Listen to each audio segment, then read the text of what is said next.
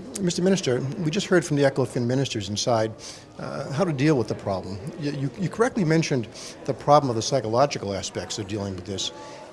Is that feeding into the fear that people have that this won't rebound for the rest of the year or maybe longer?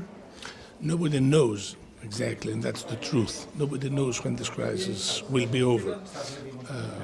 However, what I mentioned is that the psychological part is also very important.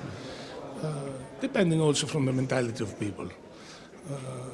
So I believe that everybody knows and has to know exactly how important the crisis is.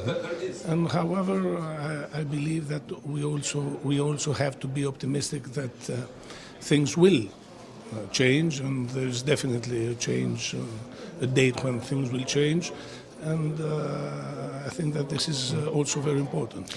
Well, this is a problem not unique to Greece, but the banks have been recapitalized with scores of billions of euro. For the most part, they haven't lent it. They've put it in their vaults. Can't you force them to lend this money to businesses and consumers? And why not? Shouldn't that be part of the regulations? You can't kickstart the economy if people won't spend.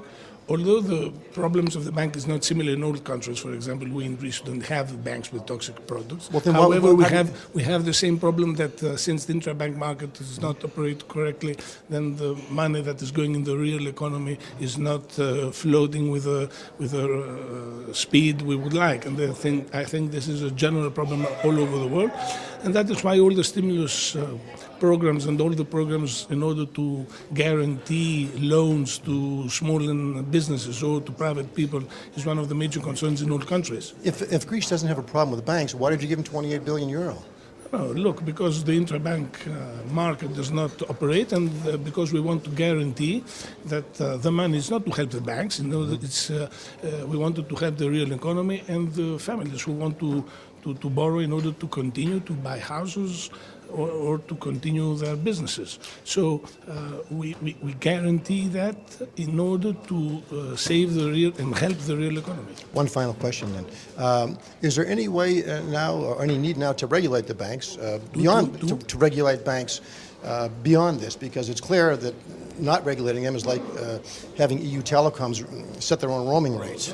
I think that one of the lessons we learned out of this crisis is that we have to reorganize the regulation. We have to review the regulation, and I think that all countries agree that we have to have new rules and regulate what was left before completely free.